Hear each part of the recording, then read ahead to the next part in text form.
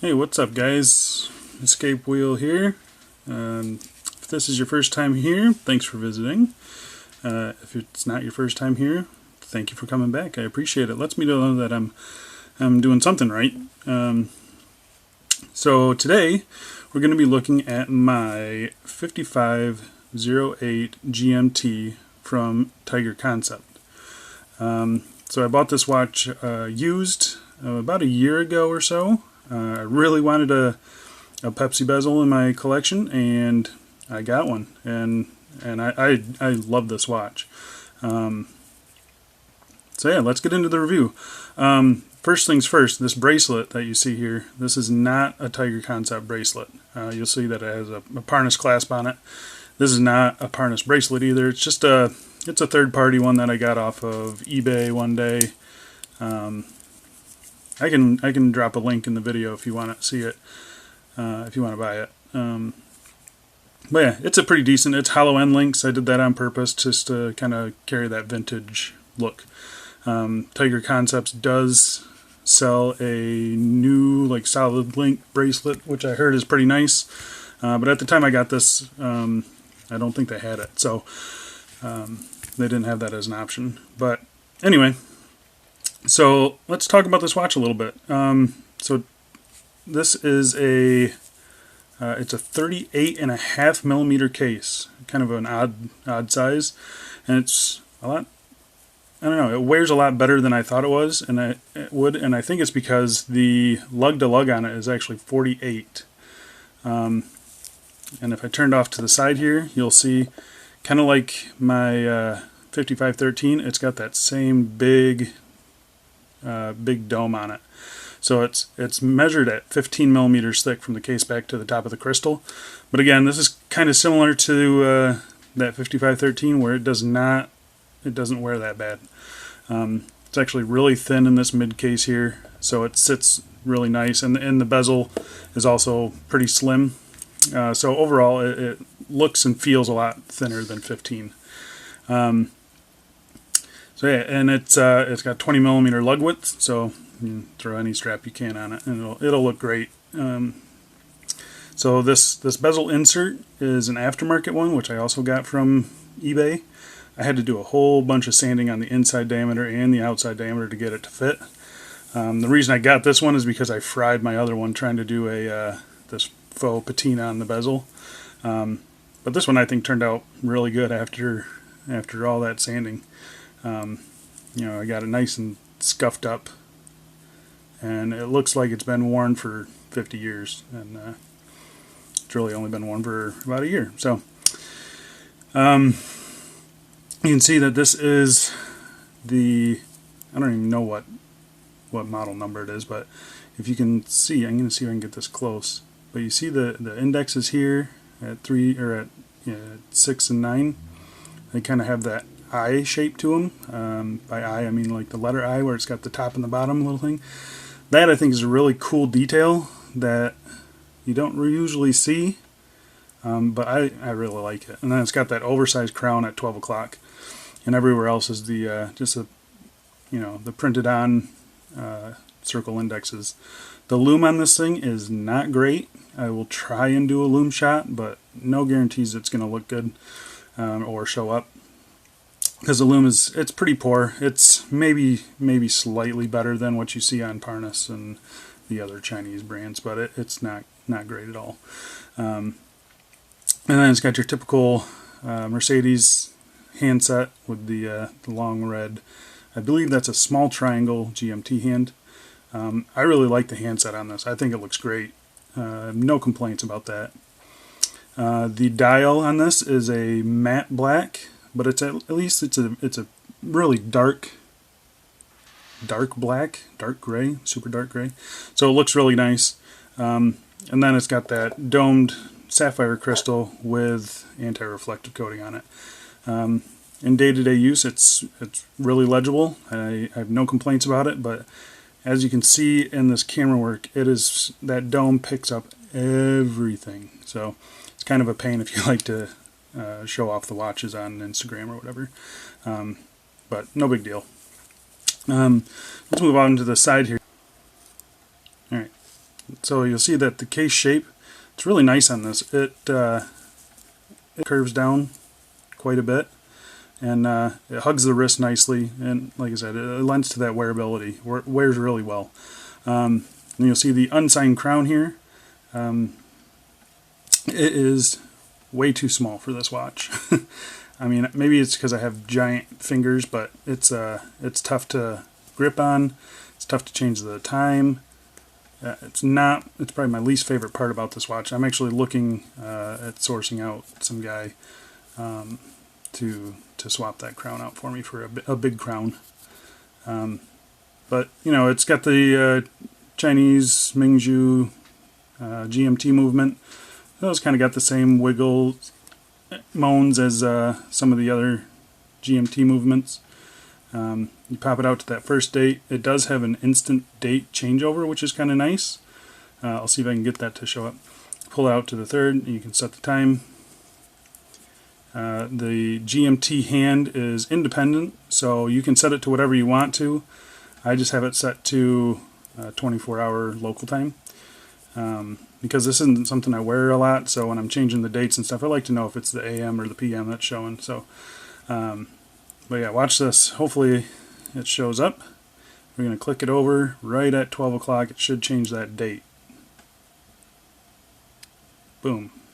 Instant changeover, which is really nice. I actually love that. And I was kind of surprised that this movement had it. So, yeah, I actually like the movement. It's been accurate enough for me. I think it's like 10 seconds fast a day, which is really good. So yeah, push in the crown. I'm going to see if I can get this GMT movement to kind of show you what happens. So if you move it and you pop it in, you'll see that it'll advance just a little bit. Let's see if we can get it to show up again. So ready, I'm going to pop it in, and it moves a little bit. So what I found is if you advance it a little bit and then back off the crown just a touch and push it in, it doesn't do that. So it's got to be something with the gears inside. I'm not exactly sure, but if you just turn it just like an eighth of a turn the opposite way, it usually stops that from happening. So there's your little tip for the day. That should work on all the Chinese GMT movement, so Pagani design and Parnas and all that stuff. So, yeah. So let's get into the Tiger Concept brand. Tiger Concept is a one-man operation, I believe. The guy's name is William Wu. He is fantastic to deal with, and he'll basically make you any watch you want to that you can configure on his website, and he'll do it for free, which is pretty awesome. So if there's something you don't like about this type of movement, like if I was ordering this watch again, I would 100% get the big crown, and he would do that for no charge. It's pretty awesome. And if let's say for whatever reason I wanted a white lollipop secondhand, and that was an option on his site as one of the pre-made ones, then he would do that, and it wouldn't cost me anything. So that's kind of cool. I have ordered from his site before, and it was fine. It's definitely not fancy, but it works. And he was great to deal with. I had a shipping error. He shipped me the wrong watch, actually. But he refunded my shipping cost back to him and shipped me out the new watch. And the only thing that I lost was just a couple days. So not too bad. So yeah, let's flip this over to the back side. You'll see it's just a sterile case back. I have popped this case back off, and there is an O-ring back here. There's also an O-ring in the crown. He says these are designed for, I think he says it's designed for 100 meters, but he's not warranting that rating. So I understand that. You can't tell what people are going to do. Maybe someone forgets to screw in the crown or something, and then go swimming with it. He would have to warranty that. So I get that, and I understand that. So let's talk about that bezel. So it's kind of got this coin edge bezel on it. It's really thin, so it does make it a little difficult to grip, but thankfully it's actually a pretty solid bezel. I would give, if I was going to rate it, I would rate it probably a 7 out of 10. I would say my San Martin is like a 9 out of 10. And surprisingly, my Parnas GMT root beer, which I got to do the review of, is currently my nicest bezel action, which is surprising.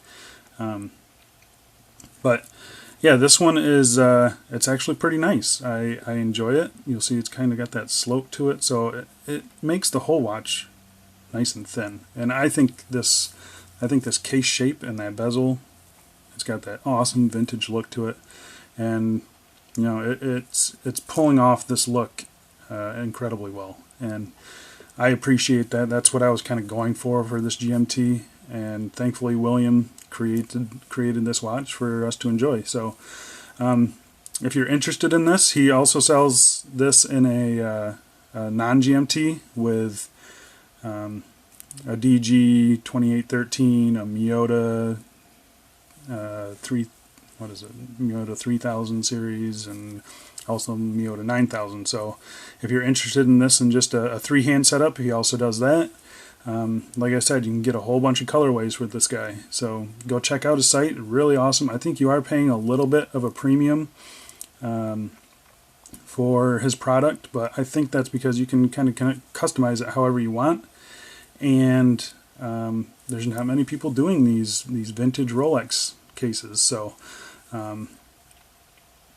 yeah, I think it's worth it. You get a pretty cool product in the end. So and I think his case finishing, like I said, this one is old. I got it used off a guy who's had it for a year or so, plus I've had it for a year. The case finishing, I think it's pretty nice.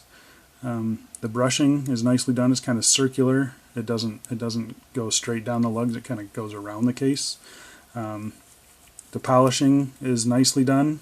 You can see that there's no funhouse effect on it, and it's got this really cool chamfer that runs down the edge there, which I think is really nice. And then the spring bar holes, really nice. If you like, I pop this on the bracelet every once in a while. I'll throw it on some other NATOs, and having that, just being able to stick a spring bar tool in there and pop out this bracelet real quick is awesome. I love it, and I think it's got that vintage charm to it. So definitely check this guy out. I really enjoy his products. Definitely worth taking a look at if you are into something like that. And like I said, this is a little bit smaller, so it wears pretty well. I'm going to give you a little comparison here. So here is my San Martin on my 7 1/4 inch wrist, and so here's the two watches side by side. They got similar lug length. I believe the GMT is actually a little bit longer lug to lug by like 1/2 millimeter.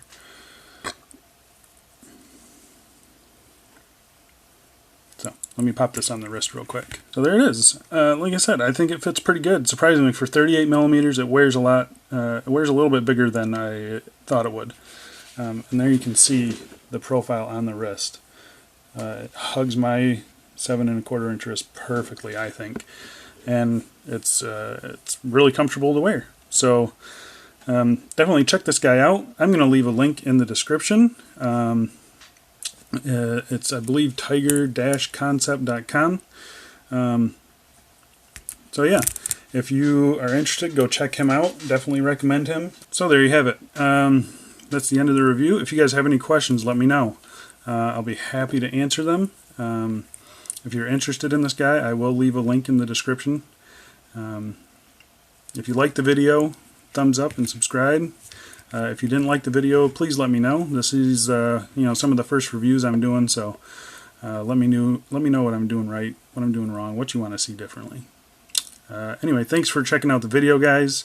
I appreciate it, and I will talk to you in the next one. See ya.